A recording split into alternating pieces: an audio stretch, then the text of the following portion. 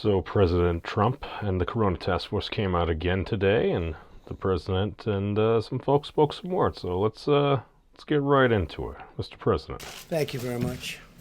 Welcome. Been a very busy day. Of course. I want to thank the American people for the incredible sacrifices that they're making on behalf of our nation. You're welcome. And I want to encourage everyone to keep following our guidelines on social distancing, avoiding large gatherings and hand washing and all of the other things that everybody knows they're supposed to be doing.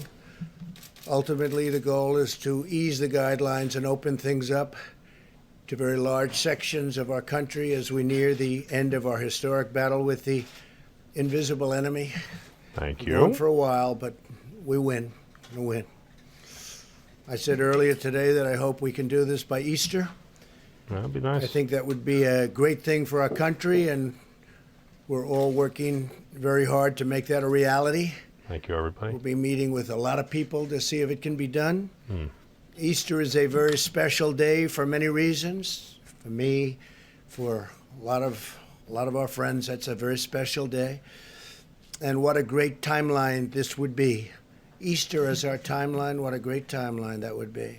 Story renewal. My first priority is always the health and safety of the American people. I want everyone to understand that we are continuing to evaluate the data. We're working with the task force and making decisions based on what is best for the interest of our fantastic country. In order to defeat the virus, we must continue to be very strong. Right. Your resilience and spirit has been inspiring to everyone. Right now, this virus is attacking 149 countries, but everybody looks to us and they're watching us. This is the thing. We all need to come And together. I'm very proud to be your president. I can tell you that. There's tremendous hope as we look forward and we begin to see the light at the end of the tunnel. Stay focused and stay strong, and my administration and myself will deliver for you as we have in the past. Let me provide you an update on critical preparations and supplies in our war on the virus. Through FEMA, the federal government is distributing more than 8 million N95 respirators, 14 million surgical masks, and many, many millions more under order, and they'll be arriving soon. 2. Is it just me, or he seems to have a bit of a different tone? I mean, it is a fairly somber tone, but he seems to be sticking to some facts, and I do appreciate the rephrasing of certain things and our battle against the invisible enemy. Continue, Mr. President. 1.4 million face shields, 1.9 million surgical gowns, 13.5 million gloves, and more than 4,000 ventilators to the areas of greatest need have already been sent, and we have New York, California, 4,000 West being Coast, delivered East to Coast. New York. The federal government is using every resource at its disposal to acquire and distribute critical medical supplies. The core element of this strategy is my executive order authorizing the use of the Defense Production Act, which has, as you know, already been activated actually a long time ago, quite a long time ago. Private companies are heeding our call to produce medical equipment and supplies because they know that we will not hesitate to invoke the DPA in order to Well, that's the thing. It's get like, them well, to you do might what as they well have do to it, use it.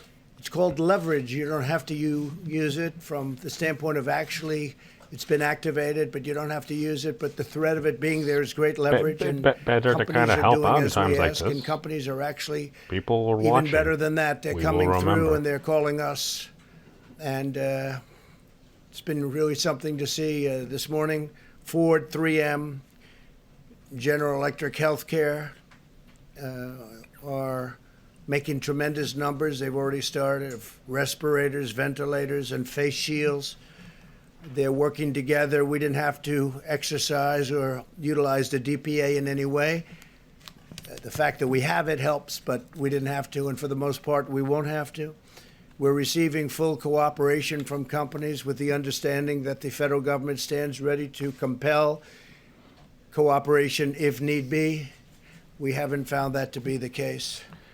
It's People been people really prefer amazing to see compensation rather these than coercion. big, strong, powerful, in some cases very small companies, family-owned companies, step up and make a lot of great product for Yeah. what we're going through and what we will continue to be going through for a while. The Army Corps of Engineers and the National Guard are building Sounds pretty honest. Be 4 going through it for a hospital while. facilities in New York City at the Javits Center, which will be operational very soon. They've already started. Just for a quick comment on that, he said we'd be going through this for a while. That tends to lend me to believe that if we're on what, day 8 or so, or 9 of the 15-day, basically minimize your interactions and stuff, he's going to reevaluate. I tend to think that those medical structures, hospitals and stuff, aren't likely to be done before the week is out. And if then they're getting up on operational by then, that tends to lead me to think that this will likely go on beyond that, in my opinion. Continue, Mr. President. In addition, they're building 4 separate medical facilities in different parts of the state. We're dealing with Governor Cuomo on that. So you're going to have 4 hospitals and 4 medical facilities at the highest level, too. Really incredible facilities. Temporary, but incredible. We're also deploying the U.S. Navy hospital ship, and that will be arriving in New York Harbor in the not too distant future. It's sort of finishing its maintenance. They're doing a very big maintenance, and what we did is we condensed it very seriously. And as you know, the other hospital ship, and these are incredible ships, it's already California. on its way to Los Angeles. So we're in frequent contact with state and local officials and getting a lot of work done. We're likewise building hospitals in Los Angeles. We're working also the state of Washington. We're working with the governor of the state of New Jersey. We're building a medical facility, a hospital facility, and doing a lot of work. I want to thank the people from FEMA, the great people from FEMA, and also the Army Corps of Engineers. Thank you, guys. Secretary Mnuchin and the members of my administration continue to work closely with Congress. I'm pleased to report that we are working to pass the biggest and boldest financial relief package in American history. Senators will soon hopefully vote on a $2 trillion bill that will deliver direct cash payments to struggling Americans. Depends on which one you're looking No at. fault yeah. of their own. This came out of nowhere. Nobody can imagine this even happened. It's different But tone it's than not their fault. within the past week, so We want to protect, and we will, at least for all of the where things it that came from. a person needs protected and a family needs protected. We're working Right. on job retention loans for small businesses and extended unemployment insurance for laid-off workers. Government asks you not The to work. legislation will also include billions of Government owns it. dollars for additional resources for our, and really heroic, these are incredible doctors, nurses, brave, and hospitals, as well as support Thank you for all. hard-hit industries such as the airline industry and the cruise ship industry, They're which likely employ just gonna be tremendous shutting amounts of down people for, and obviously serve very I don't know, important several weeks, a functions month. beyond that, with very tough protections for the American taxpayer. The loans will be very secure and they will be very profitable, and at the same time they'll bridge, they call them bridge loans in many cases. They'll be bridging these companies back into very good health. that's Some of the them are gap. very important companies that You don't want 4 companies weeks to go ago didn't under. have a problem. Vital thing. What do we do? I'm I also guess we could buy confident the that the airlines. Democrats will do the right thing. I feel very confident. They're working very hard together right now, Republicans and Democrats, and they're getting very close to a very fair deal and a great deal for the people of our country. Today, as you probably saw, the Dow surged over 2,100 points. That's the Well, it's a good thing. all-time record history of the I exchange. personally thought it was going to go down a bit This more, is very but encouraging, and I think part of the reason is people they show that the government are will. looking at what is $2 trillion close to will being go passed, and I think a pretty very big long part of it is way. they see that we want to get our country open as soon as So- possible. They see we're working very hard on that. That's a very big factor, I think, in today's historic gain. The legislation developed in the Senate is the first step to restoring confidence and stability to America's economy as we look ahead to the time when we can carefully and responsibly reopen our country for business, and we hope that's going to be very soon. I want to assure Americans that we have a team of public health experts. We've gotten to know them as well as I know them. They're great people, incredible, talented. They love our country. Also, economists and other professionals working to develop a sophisticated plan to reopen the economy That's the thing. as soon as the time is right. There's One no real based good on the answer. best science, the best modeling, Do and the the best we best can. medical research there is anywhere on Earth. Our great people have been, especially when it comes to our public health experts and officials, have been helping other countries, dealing with other countries, constant touch with other countries, helping them out, because many of them have never seen anything like what's happening. But our decision will be based on hard facts and data as to the opening.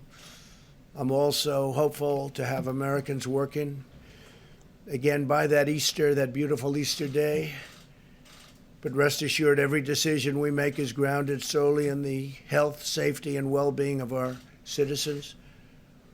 This is a medical crisis. This isn't a financial crisis. It's a medical But crisis. it's leading into a financial A crisis. thing that nobody has seen for many, many decades. Nothing that's like true. this. Marshaling our economic strength is a key feature of defeating the virus, producing the materials, supplies, and equipment that we need, and they're doing a really fantastic job. We're helping the governors. We had a conference call the other day with the governors, and we allowed the press to join us on the call, and the I spirit remember between they us ended and the it governors has been on the really live stream. great. I guess that's what happened. We Thank should you. never be reliant Oh. on a foreign country Well, on the president.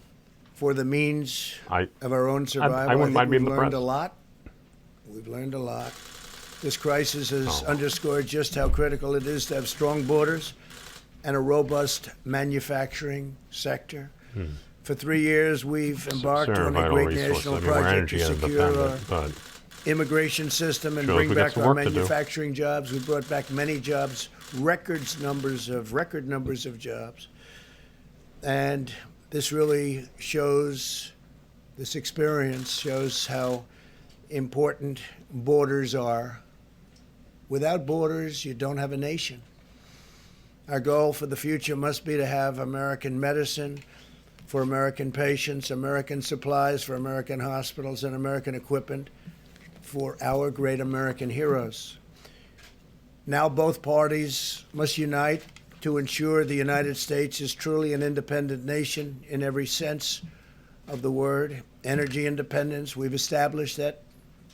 And something incredible that we've established. We're energy independent, manufacturing independence, economic independence, and territorial independence enforced by strong sovereign borders. America will never be a supplicant nation. We will be a proud, prosperous, independent, and self-reliant nation. We will embrace commerce with all, but we will be dependent on none. Above all, we know that the best thing for our economy and the world right now is a very, very powerful victory over the virus. Every day, the American people are showing the unity and resolve that has always defined the character of our nation. In New That's the York, thing. citizens are It's all using of us. 3D printers to make hundreds of face shields. They're making them by the hundreds. In Texas, businesses The and little churches are plastic part, uniting to collect I'd imagine. gloves and thermometers for hospitals.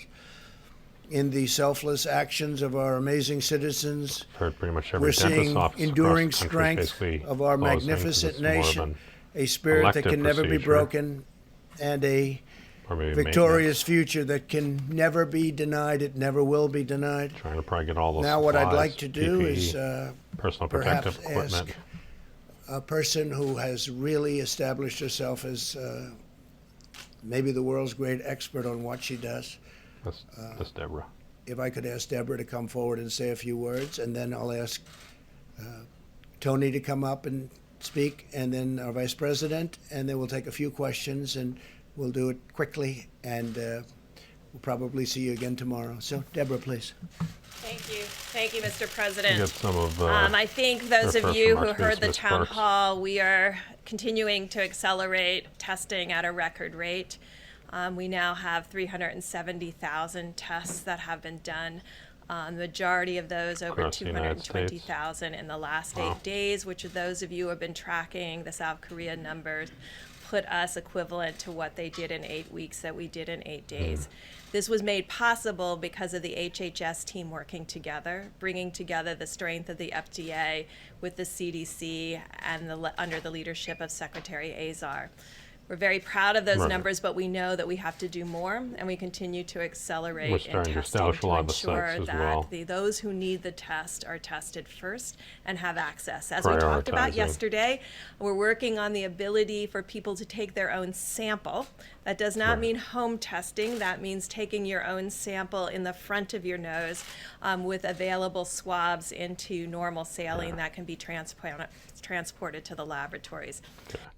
So basically, I guess the whole point of that, and she kind of goes into a little further there, basically it saves on PPE, which is the personal protective equipment. Basically an N95 respiratory style mask, latex gloves, and everything like that. Because here's the thing, if you're taking the sample there and you're within breathing distance or anything, or if anyone's ever shoved something deep in front of their nose, yeah, it usually causes a reflex. People cough, they'll sneeze and stuff like that. So you need that personal protective equipment and stuff. Whereas basically if you're going through like a drive-through setting or the person's not necessarily there, or it may even just any of those style things where it's like the person's there, okay, there's a doctor, they're through like a little drive-through window or something like that. They kind of direct you, you get your little thing, you pop in the tube, and then they can basically just have their gloves, boom, put in the thing, goes down there, the chain of command, they test it, they culture it, yada yada, bada boom, bada bing, you get your results. Again, I am not a doctor, but these are just things you learn over the years, and hey, it is what it is. The one big thing I wanted to kind of take away from this is President Trump, while I was listening to this throughout the press conference, it's basically he goes up, it's Deborah, it's Mr. Fauci, and then VP Pence. It kind of goes up there, and they literally just kind of go through and they leave. This is a much shorter one. This is only about 40 minutes rather than, I don't know, upwards of an hour and a half, 2 hours for the other ones.